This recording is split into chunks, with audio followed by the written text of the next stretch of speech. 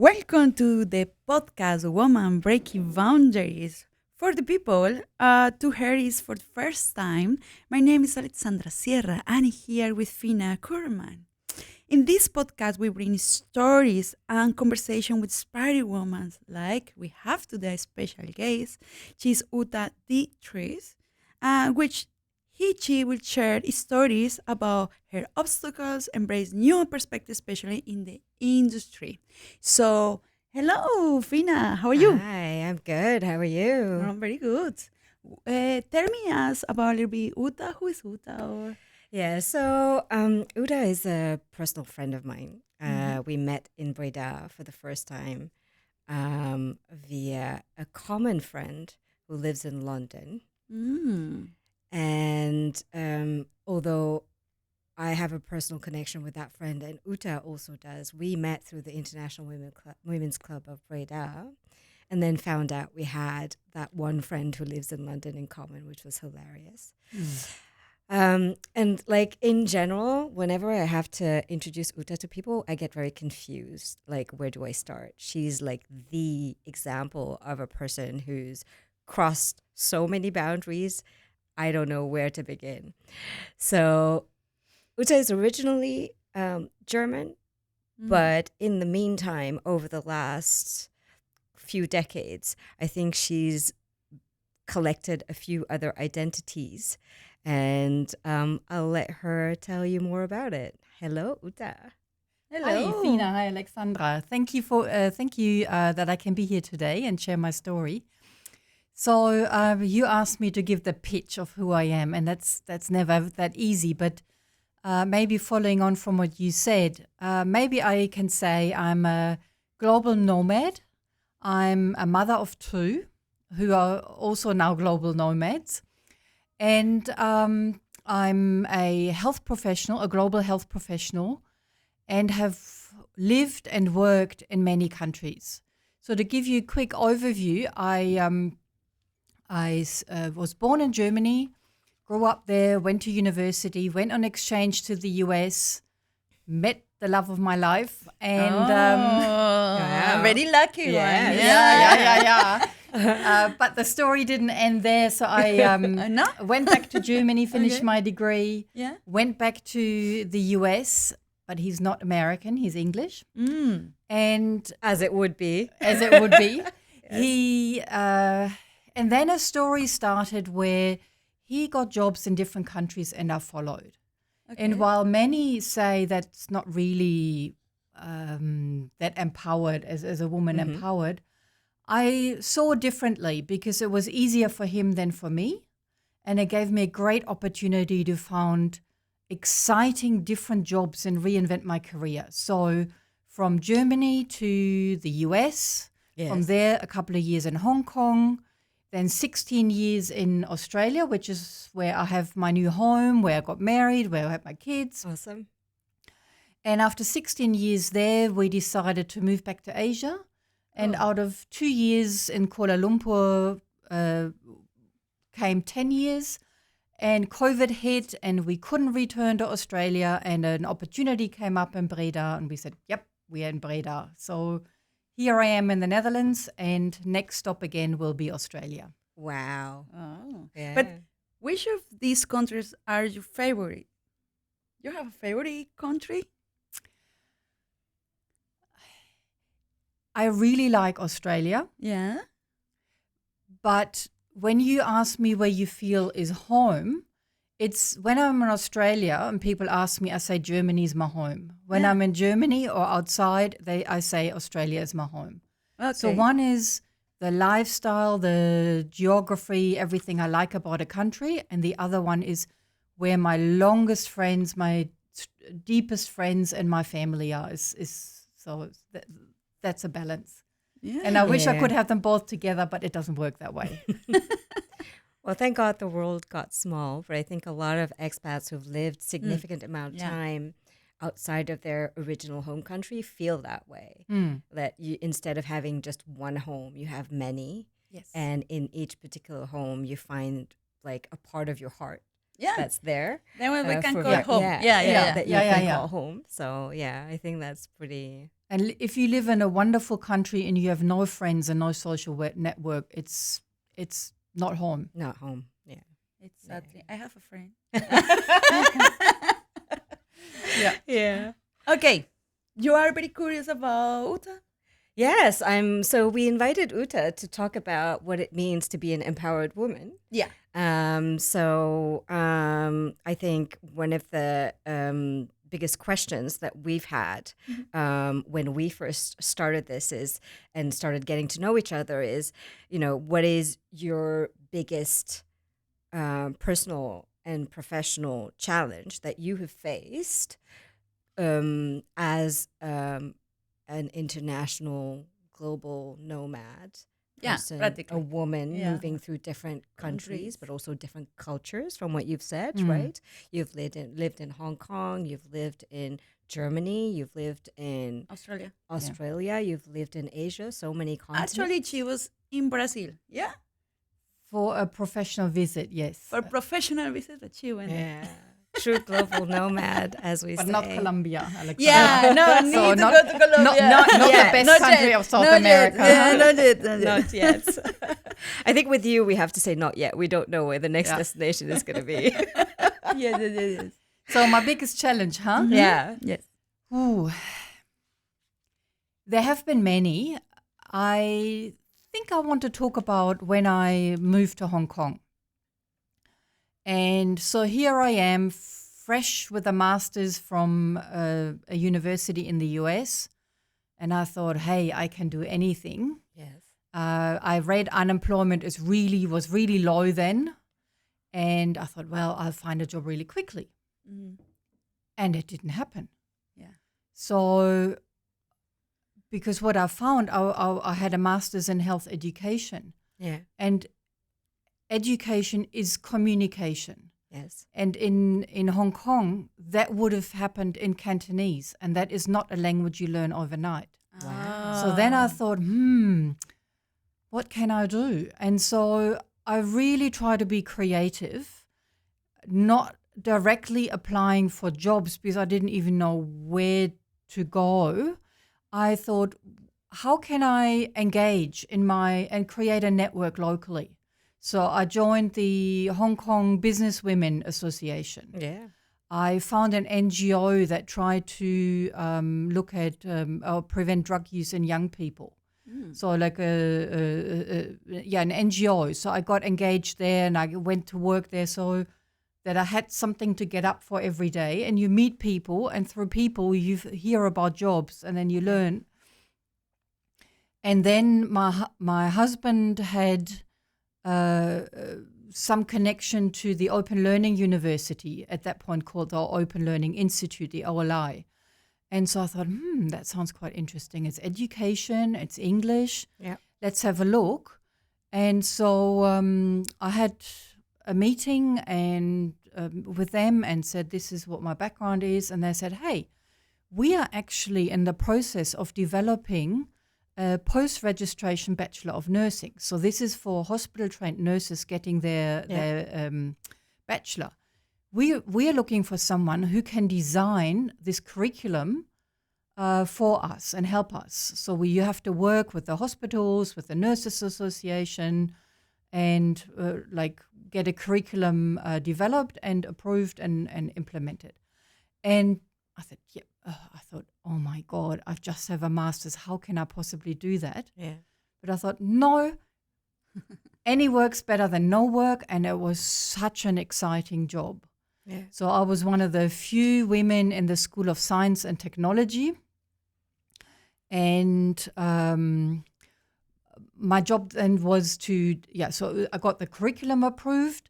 And then the interesting job was I had to look internationally for open learning materials, buy them in, so it's contract negotiation, and then adapt the content for local learners. Wow. And that was really interesting. So, for example, maybe I'll leave it there. Well, I think so. I have a question coming from that, right? Like, so you're basically describing a totally foreign culture that you didn't know. You Yeah. had a language barrier. you had this big degree that you thought was worth so much, but then Yeah. at the end of the day, you were standing there and you didn't know what to do with it. Yeah, I was a new graduate. Right. And I think what I hear you say is like that you didn't. So what is it? Okay, maybe I should ask you, what did it feel like for you at that moment? So thinking about other women that are listening to this now, young women that may find themselves in very similar shoes after their degree. What did you feel, and how did you change for yourself? Like, okay, I'm going to get over this. So this is now almost 40, over 30 years anyway, Yes. ago. And if people ask me what is the worst time in your life, it's those first 6 months in Hong Kong. Wow. I felt so disempowered. I felt like when you don't have a job and you don't have a social network, your day is just long hours. And once you have one appointment, you get nervous the night before and think, oh my God, am I going to make it? How do I need to prepare? Yeah. It's just, you get into this slump and you think, how am I ever going to get out of there? Yeah. And so then I just built on the resilience I learned from within my family, where I was very supported and I had lots of, maybe I can get into that later, but that resilience that I learned, that I can do it, I will make it, and I start with little baby steps. So if I can't find a job, what other connections can I make? And that is when I said, okay, then I looked, what is available. This is sort of before internet, I think. Yeah. Remember? Different times. It's just the first emails were coming up. This is early 1990s I'm talking. I found this, as I said, this business, women's business association. So I thought, hey, let's look at other women that have been successful and maybe I can leverage their networks to find something. Then looking, how can I contribute? How can I, even if it's not paid, how can I work in an unpaid capacity? Then I became a volunteer in this, I can't remember what it's called, this youth drug NGO. Yeah. And all of this helped me build up my confidence to sort of climb out of this hole again step by step. Yeah. So when the job interview then came up, I felt confident enough to say, okay, I can do this. And my life changed as soon as I started work again. Yeah. Wow, that's a powerful story. Yeah, but also for the people to the first time hear about Hong Kong, then maybe in some movies, but here there are people who cannot travel.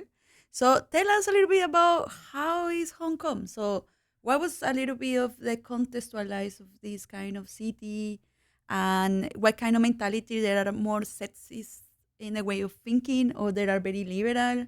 Or tell us a little bit about the culture so we can have a bigger picture of where you was there.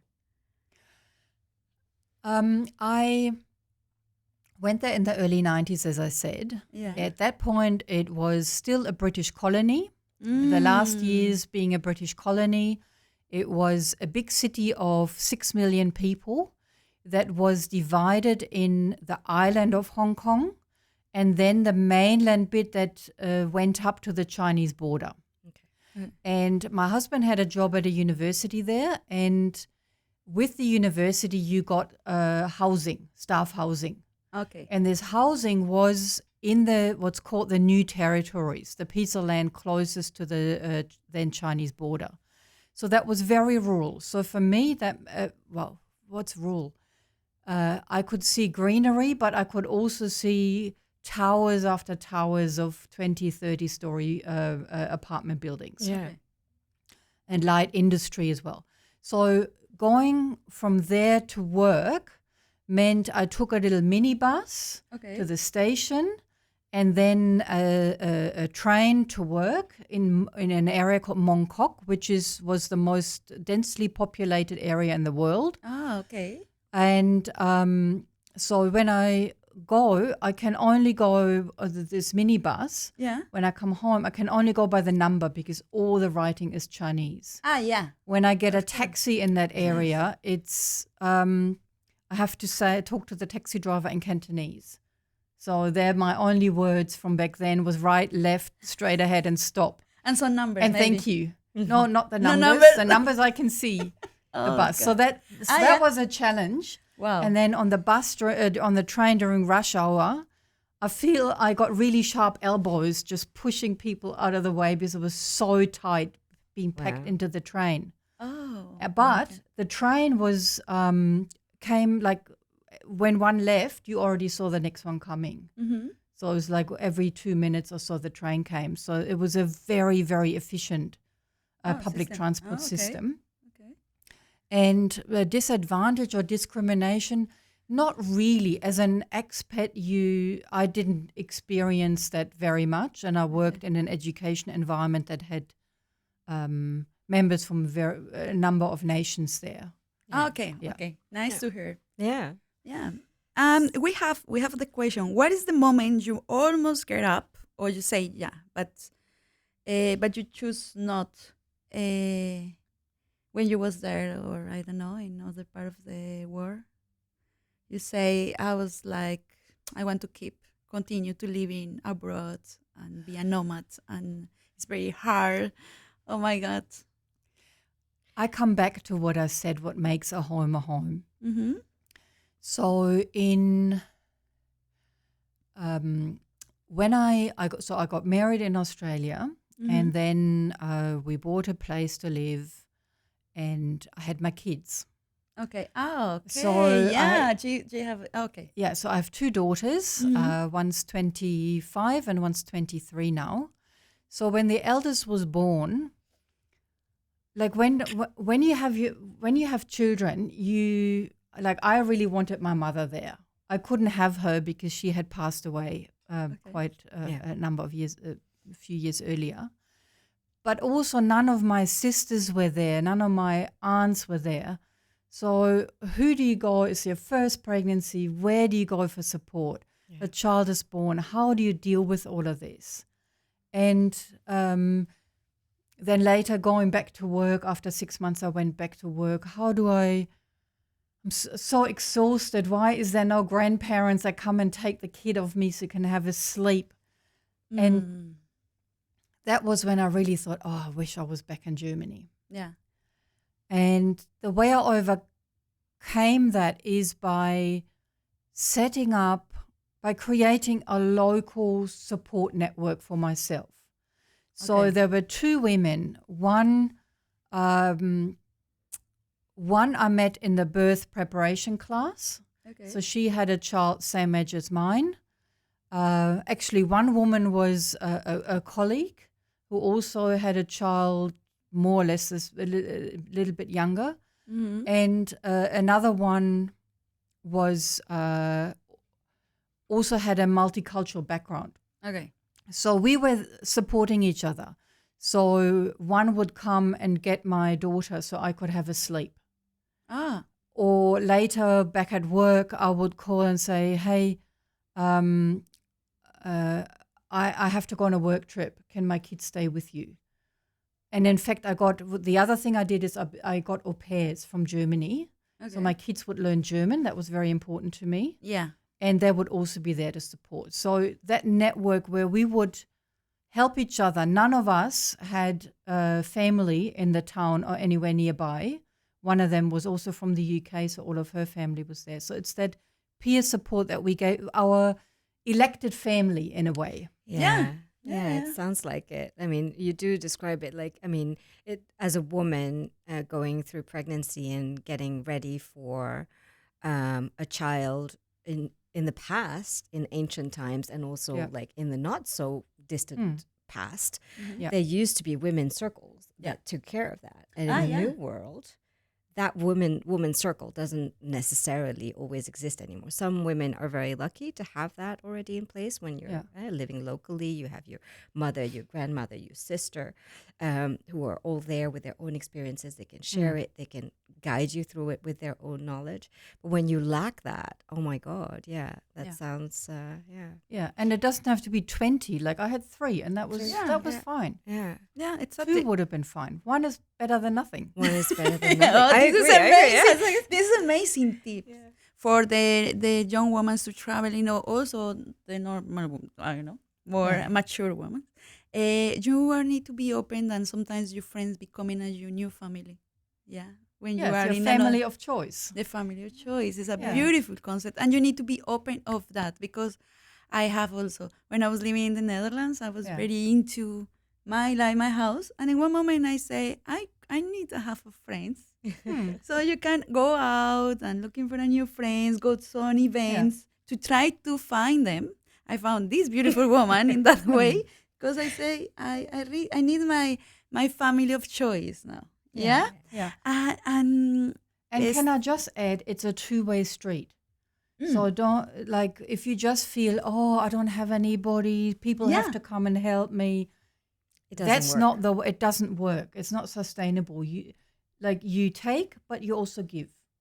but did you think it is like sometimes we come in with a mindset of victim, like when what? we are like So basically, when you're in this mindset of of like feeling sorry survival for yourself, and sorry for where you're yourself? like, oh, well, I'm going through all of this and Yeah, I think I feel sad for myself. yeah, Uh, I think if I may, Mhm. I think that we all go through that, and it's Yeah. okay to feel yeah, that way. I mean, personally, I really feel like allowing that emotion to wash over you tells you something. It yeah, tells you I'm going through something that I'm not really enjoying. It's not comfortable for me right now. yeah, And I think what I hear Uta say over and over again is, like, I think if I'm, I Yeah. think so. You're saying I felt it, I saw it, and then I thought, okay, let me do something about it. Yeah. And sometimes it's not straight away. It's not like I feel like it now. I'm going to go do something. Sometimes it takes days or something. Like Yeah, yeah, my coping mechanism. yeah. I'm a bit embarrassed to say, but I read a good love story. Wow. Someone where I can feel, and then I feel, oh, okay, now now What? I got the power again to do something. tell me more about this. No, I don't want to tell more about that. I have. I Or have good to- Netflix I will series follow- does I the will- same. I will follow your vulnerable comment, and I will say I have been known to put on a Hallmark movie now and again. Yeah, Also, yeah, it can Just be to feel- reading or that. Yeah. simple, good, Really? feel good movie. Yeah, awesome. Okay. Yeah, because for me, yes, I really love it. For instance, very romantic movies, but sometimes you say, yeah, but I don't get it. So you are a little bit frustrated too. But you was very lucky you have it, so you can see continue Yeah. romanticize. But yeah, Yeah. Yeah, but I think that really ties in well with the next question. And Yeah. the next question that we wanted to ask you is, to if you could tell us a story where you really felt like you were breaking boundaries away from a traditional mindset that you either had within yourself or that society laid upon you. What is it like? Is there a significant moment for you? I mean, already, like, all of you, the stories that you've Yeah. told us so far reflect that, but is there something that stands out even more?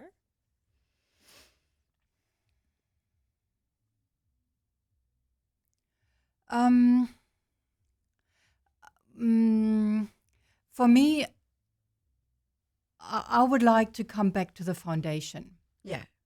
And in my family, my father was absent a lot. Like he worked 6 days a week. He wasn't there. Yeah. And he would always, I have two sisters, and he always said to us, I'm not there to help your mother, the typical male role. Yes. So I show you how to use the drill. So if something needs to be drilled in the home, here's how you use the drill. Or we would earn little pocket money by mowing the lawn. But then he would take the spark plug out and say, why is this not, like, I didn't know what he did. But he would say, okay, it's not working. What is not working? Go solve the problem. And then you have to find why the spark plug is not working. Or every spring and autumn, it was our job to change the winter and summer tires. So when things happen at home, my mother could ask any of us, I was the eldest, can you fix it? And we could. And that really gave us the term I would use is self-efficacy, the ability to believe in ourselves that we can do it. And so after I finished high school, my dad, who was self-employed and had a trucking business, a one-man trucking business, he was almost had to give up his business. There wasn't enough work because he only had a license for 50 kilometers around the house. And to get a long-distance license, he had to take a certification by the Chamber of Commerce. And he said to me, Uta, you just come out of high school. You've just done your high school exam. You're all in learning. I only have 8 years of schooling during the war and everything. You have to do this test for me. So I then went to a 2-week test, learned to get what I had to do about HR and calculating occupational safety, calculating freight and all of this, and then take a test at the Chamber of Commerce. There were only 2 other women, and I passed first time, and I have now this long-distance trucking license. And with that, I became employed by my father's business, and he could continue his business until he retired. Wow. And so all of this is going outside your comfort zone. Yeah. Like that was not something I ever aspired to as a career, but you go and you do. And to believe in yourself that you can do it, and maybe if I'd failed, I would have taken the test again because it meant the survival of my father's business. Yeah. And so moving then to different countries, that confidence and that strong foundation helped me whenever there was a challenge. I said, I can do it. And if I can't do it, I'm able to handle the consequences and deal with that. So to me, it sounds like from the inside out, you kind of had you have this thing where you go, okay, I'll do it and I'll try because there's like a bigger goal and there's a bigger purpose that I need to work towards. Yeah. So there's that drive from the inside, right? Yeah. I'm just curious listening to this is like, how did the people in your community, like other women, other men in your community react to this? Were there any, was it mostly Judgment, positive? or maybe was positive it or positive? negative, or was Did you, were there any barriers there where people kind of went, or was it were you in an environment that was conducive to that, where it was just natural for you to? I think there are 2 sides to it. On the one side is because I feel I have this strong foundation within me, I can, wherever I go, I feel I can be authentic. And that is very important to me, that I can be me. I don't have to play a role. Yeah. And so and being authentic then also means that you build trust. Yeah. And trust has always been a really strong component with friends, but also in the workplace.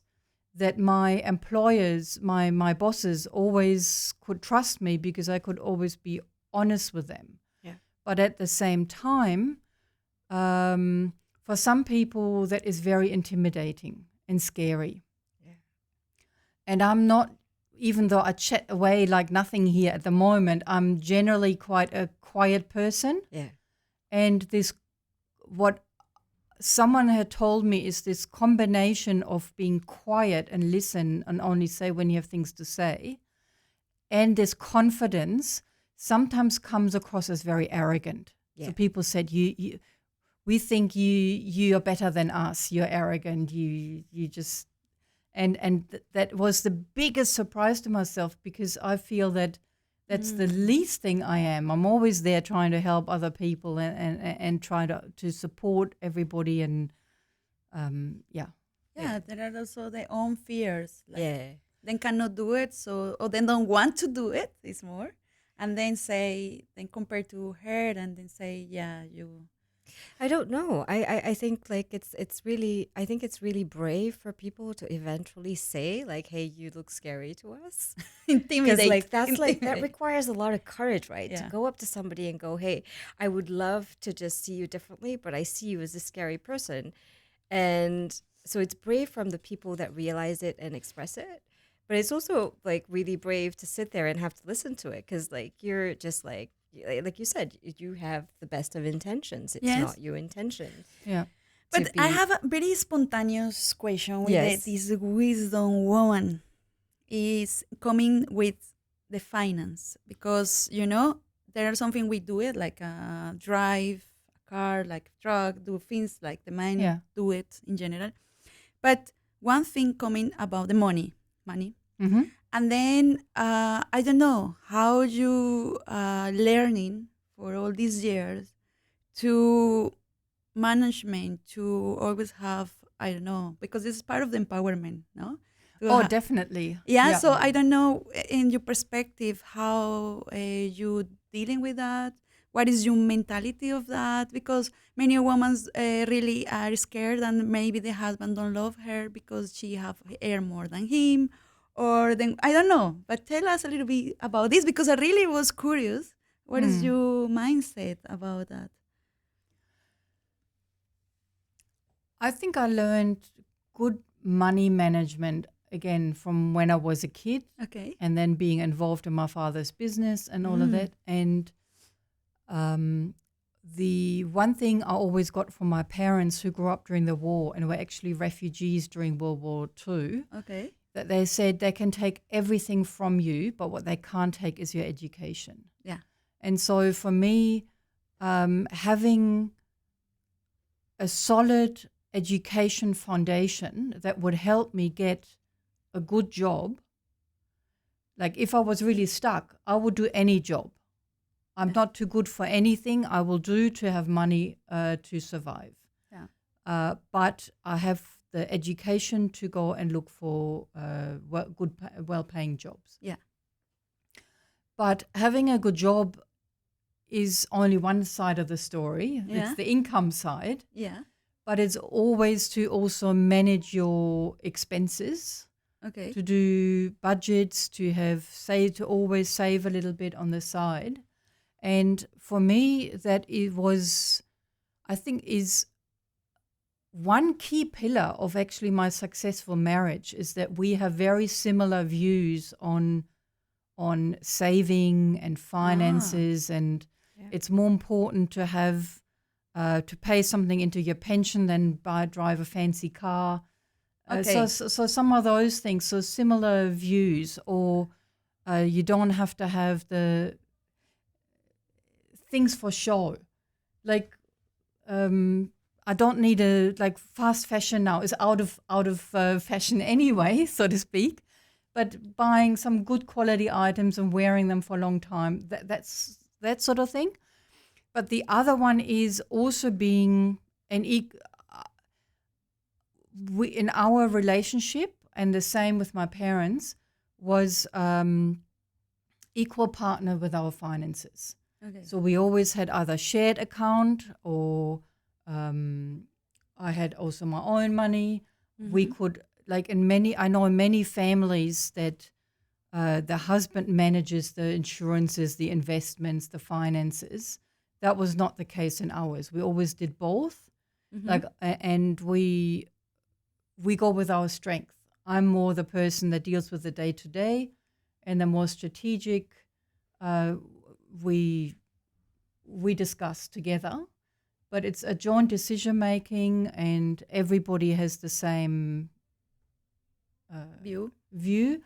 And we always worked on, now this is getting a bit too far, but that we looked out for pension, where a lot of inequity comes in is women take time off work to have children. Yes. Yeah. They sometimes, and because of that, their career progression is less, Yes. Yeah. which means even though they may have started off with the same pay, the husband rises quicker.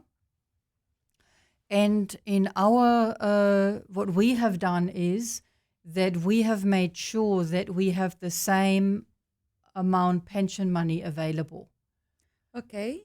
It's getting too far to explain this here, no, but it's really interesting because even today, right? Like the data shows that there is this inequity even here in the Netherlands. yeah, Because traditionally, most of women actually take time off work for their children and work less hours, like you're saying, and build less pension. yeah. Okay. Yes. So, but you can change that. So you can have private extra insurance, different countries. So my pension so smart. is mostly in Australia. So there are different ways how that's all managed. And that is what you have to learn moving around is you don't have to know one system. You have to know multiple systems and how they interact with each other. But that goes a bit too far here. But just this gap, I think for women it is extremely important that whether they separate or whether when the husband dies or whatever, that they are if you look at poverty and old age, women are leading. It's not something you want to lead in as a woman, is poverty and old age. So you have to prepare for that. Yeah, and I think really like this is I love this discussion because I think a lot of women are so overwhelmed with their with their daily tasks. People kind of like don't like either don't know how to think about it, don't know where the resources are to think about it. And I love that you bring this up because it actually says, hey, it is something that you can think about. It is something that you can talk about with your partner. It is something you can research, and it is a problem that you can solve. So that when and if you get to the point where you're retiring, you're not the one person, if you've made the sacrifice for the family or for the children, that you're not paying the full price of it at the end. Yes. And you make a very good point, and that is that I feel quite privileged in never having really struggled along the poverty line, where my number one concern is how do I feed my family today? Yeah. And not having had that gives you the mental space to actually think longer term. Yeah. Yeah. But I mean, I can say there is there are resources out there, and there is help out there for to do. The term is financial literacy, to really understand and even with saving making a commitment, I buy one less coffee every week, and that's €4 or €5 are put away. Yeah. How little things like that can build up. Yeah. I love that. Yeah, no, great. Thank you. That's amazing insight. I don't think like we could have predicted that this would come out of this conversation. Yeah, we had a little chat that we definitely didn't talk about that. And we're learning also for what the people are single. One of the questions you need to ask, and she really teach us today, is if this partner where you are looking for have the same way of view about money. Yeah, it really matters, and sometimes we think it's just love and fall in love, but fall in love also have some responsibility. So I think this wisdom give us also to thinking about that, because more than we fall in love, also we want to have another successful marriage stories in the future. That's awesome. And for finish this session, please tell us a little bit what you think is your concept about what is empowering woman. What is your concept, your own concept about that? How you can call? So we met, and one of the first things that we were talking about women empowerment, and then at some point we both kind of went like, okay, what does it mean to you? Because and then we kind of like shared stories of what we thought empowerment was, and we discovered that every one of us has a different story and a different angle. And we're really curious. Like I'm really curious. Like what is for you? Yeah. What does it mean to be an empowered woman? Yeah. To believe in myself. Okay. To believe in myself that I can that I can do things. Believe in myself that I'm good enough, I'm strong enough, and I can deal with outfalls of when things go pear-shaped, like they don't work out. Because that will happen anyway, right? Yeah. So, yeah. And so empowerment for me is that's believing in yourself. Mm-hmm.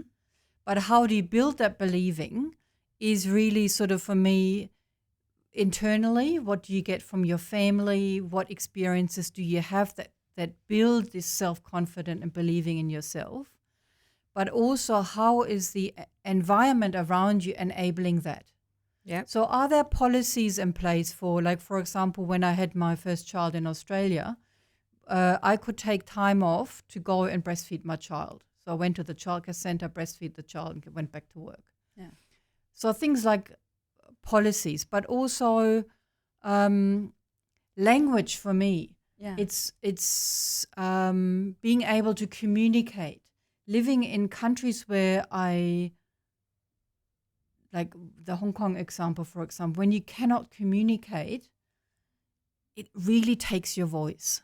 Yeah. Yeah. And that this voice being not given or taken away. So not given is if you have sort of an environment where people put women down, Yeah. but taken away is because in this case, I did it to myself by moving to that place. Yes. But I didn't realize beforehand the effect, not having a voice, how that would pull me down. Exactly. Yeah.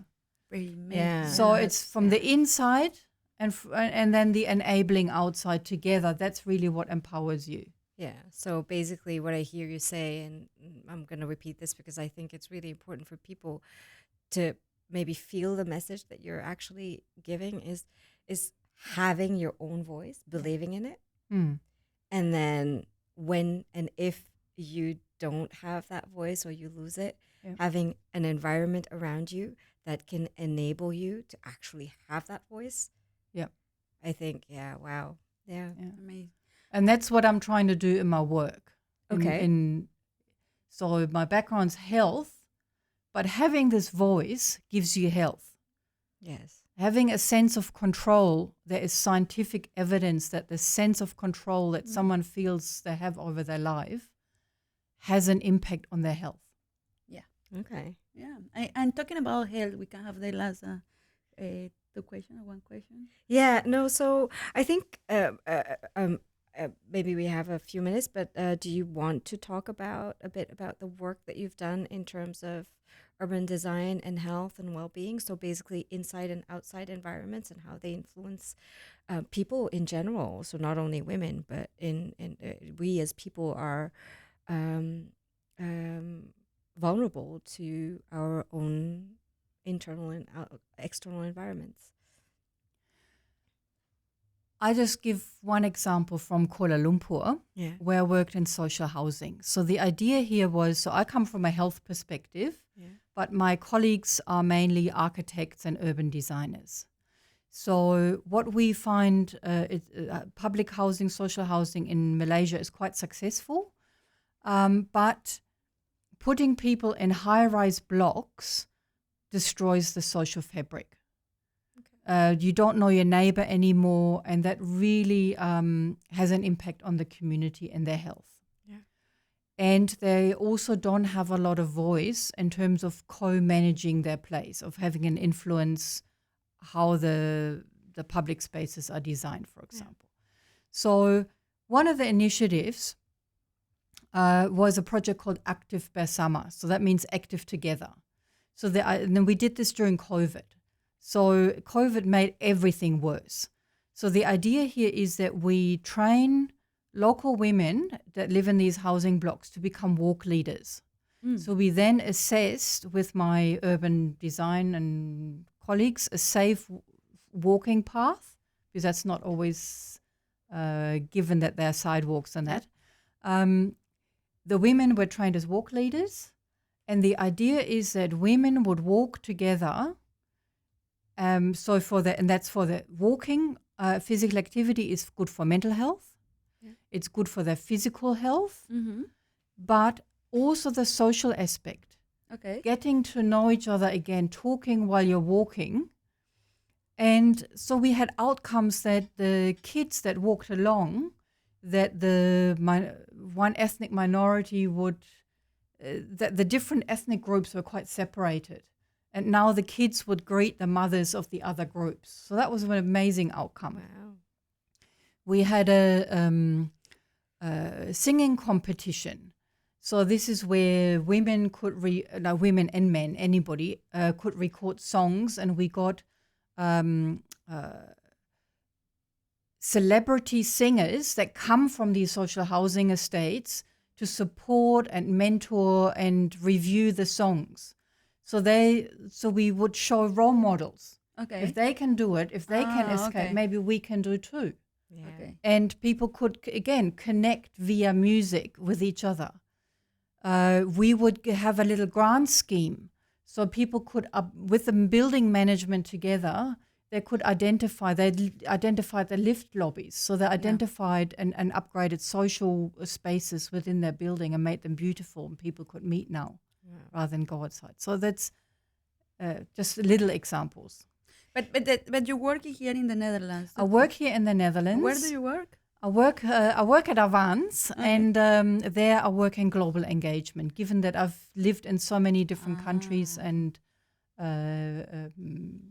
I'm trying to support the faculty in making international connections, but I also support early career researchers.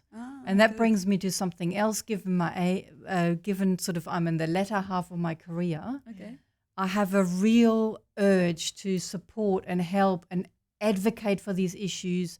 I have a number of mentees in different countries, women that I support, and that really gives me strength and joy. Okay, super. So we have a small activity. Please complete this sentence. Oh, okay. All right. So you get an exam question now. Okay. All right. So say the first thing that comes to your mind. Yeah. A healthy, empowered woman is someone who Believes in herself. Awesome. I've said it before, but someone who believes in herself. Yes, great. amazing. Thank you. I think we can talk with you for hours. Yeah, me too. This is like, there's so much more wisdom there that I want to I have more and more and more questions. So maybe you need to come back again. Yeah, wow, it's amazing. And if the people want to contact you, how they can reach you out? Like a LinkedIn, like an Instagram? I'm on LinkedIn. I'm very easy to find on LinkedIn. Okay, so I do have an Instagram account, but I'm really not using it. Okay, so for the people who want to contact her, we will have her LinkedIn in our video, so you can see there how they can contact her. And it was an honor that you have last words for this episode. Yeah, I do. I just have the one thing that I want to ask Uta, because it's like I was talking with her a little bit earlier, and she shared something really powerful that I think our listeners would love to hear. Yeah. And it's along the same thing of like, what do you do when you feel down? Yeah. What is it that brings you back up, where you can feel like, okay, we heard so many stories about how we can all, even being empowered women, we can all feel down, but we all deal with it differently. And I think Uta shared with me, and I would really like for people to hear it. Like, so how do you, when you feel not so empowered, we all have that, what do you do to reach out to that empowerment feeling again? There are two things I'd like to mention. One is that when I really feel down, I like to go for a walk in a forest. That for me, this nature connection is really important. Yeah. But from a preventative point of view, is that wherever I move, even before I go there, I look, just like I explained for Hong Kong, I look, where can I connect locally? And so that is built. So here, you said we met at the International Women's Club Breda. Yes. I teach English for the Ukrainian refugees. That's what I'm doing here. In every country I had my groups. And I'd like to, can I just talk about the ABC framework? Yeah, because so I really like that because it's something that's scientifically backed. Yeah. And we're all women of science here. So it really inspires me to hear this.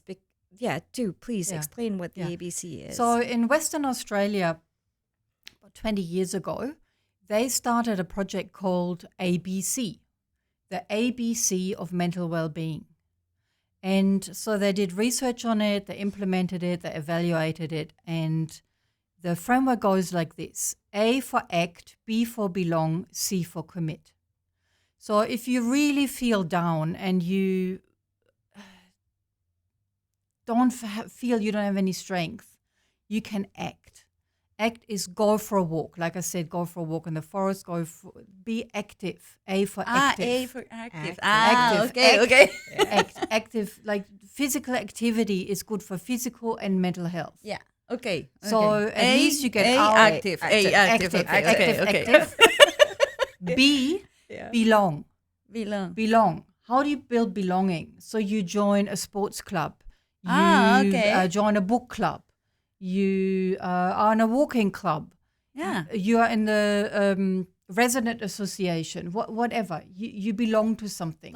You feel a sense of belonging. Okay. If you're really down, that's already a bit harder to reach. Yeah. And the highest level of mental well-being is when you can commit.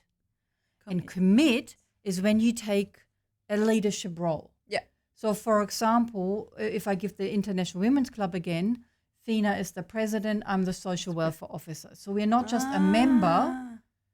We're we are guiding and leading. And you feel better with yourself also because in some way you feel like I contribute. Yes, because you're not just running along. The sense of belonging is already making you feel positive. But when you give back, we all heard giving is better than taking, or I don't know how the word goes. But giving is the highest sense of mental well-being. That what really gives you a sense of achievement, of worth, feeling self-worth, is by giving to others. Oh my goodness, it's very amazing. So ABC. ABC. A for action. Act. Sí, yes. So it's act, belong, commit. But Be, belong, and commit. Yeah, act, belong, commit. I'm gonna write that down. Yeah. Look it up. Act, belong, commit. Yes. You can look it up. They have great materials. Awesome. Wow. Thank you. Thank you. So it was an honor to have Uta in our podcast. We learned in this podcast how the woman who work in many industries like technology, artificial intelligence, for instance, in health, business sustainability, and leisure, and other topics. And we are inspired here from some stories of women already have before in the past, and also how the young woman also can learn for that, and also keeping going. Yeah. Yes, great. So we will have our next podcast after the summer. After the summer. We'll have a special guest, and it's a surprise again. It's always a surprise. But And always special guests. Yes. well, I feel like we've learned so much already. Yeah. So please, if you have any comments, you want to also invite to us. or reach out us, please contact us with our social media. You have it here in the platform. I was very happy to have Uta today, and always happy have here Fina again back. Thank you. I'm happy to be back. Okay, bye-bye. Bye. Bye.